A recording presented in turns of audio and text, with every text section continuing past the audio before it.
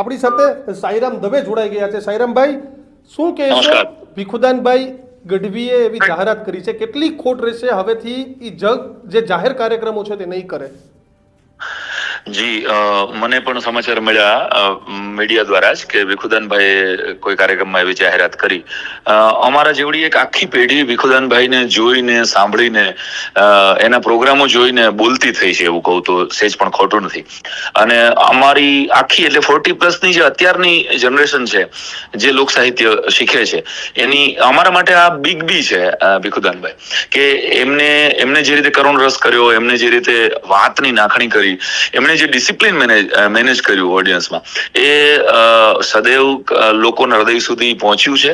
અને ભીખુદાનભાઈ હંમેશા પોતાનો રસ્તો નવો બનાવ્યો. જ્યારે ઉંમર એમની થઈ છે, હું ઘણા સમયથી ભીખુદાનભાઈની સાથે સ્વાભાવિક છે કોન્ટેક્ટમાં હોઉં, પણ અમે છેલ્લા ઘણા કાર્યક્રમો સાથે પણ કર્યા ક્યાંક ને ક્યાંક. તો ભીખુદાનભાઈ સતત એ વાત કરતા હતા કે હવે ઉંમર થઈ છે, વાત સામે હોય છે પણ ભૂલાઈ જાય છે.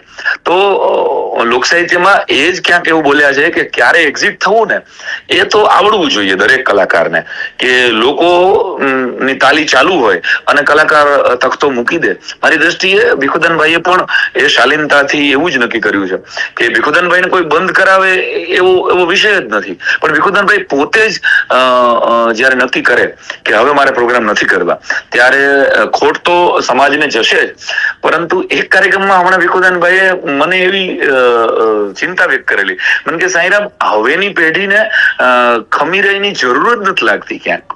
હવે એને લાગતું જ નથી કે દોસ્તી માટે ક્યાંય પ્રાણ દઈ દેવાના હોય. તો આની પાસે મારી વાર્તાઓ તો બહુ જૂની છે, મારી પાસે છે ઈ. તો હવે કે આને શું રજૂ કરવું, આવી એને એકવાર પીડા વ્યક્ત કરેલી. તો એ મહાન કલાકાર છે, હતા ને હંમેશાને માટે રહેવાના. આખા ભીખુદાનભાઈ એક વ્યક્તિ નથી, લોક સાહિત્યનો એક યુગ છે.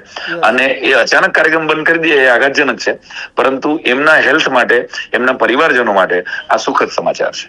સાઈરામભાઈ, શું શીખવા જેવું ભીખુદાનભાઈ પાસે આજના, ખાસ કરીને આજના કલાકારોએ? કારણ કે ભીખુદાનભાઈએ જે સમયે સફરની શરૂઆત કરી, એ સમયે યુટ્યુબ નહીં, ઇન્સ્ટાગ્રામ નહીં, સોશિયલ મીડિયા નહીં ને એ સમયે શરૂઆત કરેલી. આજ તો તમને ખબર છે કે બે ઇન્સ્ટાગ્રામ પર રીલ ચાલી થઈ જાય તો એ કલાકારો થઈ જાય, અભિમાન ઓછા નથી હોતા.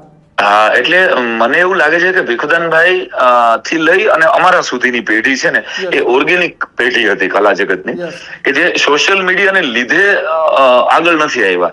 સોશિયલ મીડિયા એમ કહી શકાય કે ભીખુદાનભાઈ જેવા કલાકારોને લીધે આગળ આવ્યું. લોક સાહિત્ય ઉપર કોઈને લોક સાહિત્ય સર્ચ કરવું હોય તો જે લોકોએ, જેની પેઢી બદલી ગઈ છે, તો ભીખુદાનભાઈ પાસેથી, જેમ રણજીતભાઈએ વાત કરી, એ મને પણ હું કાયમ શીખ્યો કે ભીખુદાનભાઈ 9:30 વાગે શો શરૂ કરી દેતા. અને Bhikhudanbhai is the first main કે જેણે એમ કીધેલું આયોજકોને કે 1:30 વાગ્યા સુધી જ હું શો કરીશ. તો ટાઈમ લિમિટ, ઓડિયન્સ તો બેઠું રહ્યા 1:30 વાગ્યા સુધી. 1-2 કાર્યક્રમોમાં એવું થયેલું કે ઓડિયન્સ 10,000 લોકો બેઠા હોય અને ભીખુદાનભાઈ એમ કહી દે કે 1:30 વાગી ગયા છે, મારો સમય પૂરો, તમે મોડા આવ્યા. એકાદ બે જગ્યાએ, બધે નહીં. પછી વિનંતી કરીને કોઈ અડધી કલાક ચલાવે, પણ સમય અને શિસ્ત પાલન કોઈ ભીખુદાનભાઈ પાસેથી શીખે. નિર્વિવાદ કેવી રીતે રહેવું એ ભીખુદાનભાઈ પાસેથી શીખે. રસની છાટણી કરતી વખતે ભીખુદાનભાઈ પણ બહુ સરસ હાસ્ય રસ રજૂ કરતા, પણ ભીખુદાનભાઈ ક્યારેય કોઈ જ્ઞાતિ ઉપર કોમેન્ટ ન કરી. એટલે ઈ હંમેશા, તમે જો યાદ હોય તો, એક ભાઈને કીધું એમ કરીને જે જોક્સ લે આવતા. આ જે ચારણની ચતુરાઈ છે ને, જે એમના લોહીમાં હતી, ચતુર કોમ કહેવાય આપણે ત્યાં શાસ્ત્રોમાં, લોક સાહિત્યમાં એમ કહેવાય. તો એ ચારણની ચતુરાઈ મને કાયમ માટે સ્પર્શે કે એક ભાઈને કીધું કે મારો પગાર નો થયો ભાઈ, એટલે ઓલાએ કીધું શું કામ? તો કે મેં આગલા ભાઈને લઈ લીધો. આ ભીખુદાનભાઈની જોક્સ છે. તો આમાં કોઈ પણ જ્ઞાતિ વાળો હસી શકે અને કોઈ પણ જ્ઞાતિને ખૂચે નહીં કે આમાં મારી જ્ઞાતિની એમને ઘટાડી. તો સર્વપ્રિય અને સર્વ મિત્રપણું ભીખુદાનભાઈ પાસે જે હતું એમની કલા દ્વારા, એ કદાચ ગુજરાતના એવા બીજા કોઈ કલાકાર મને અત્યારે જડતા નથી કે જે બધા જ વર્ગને, વાળવા વાળાથી લઈ અને પ્રાઇમ મિનિસ્ટર સુધી બધાનો એક સરખો પ્રેમ કોઈ મેળવ્યો હોય.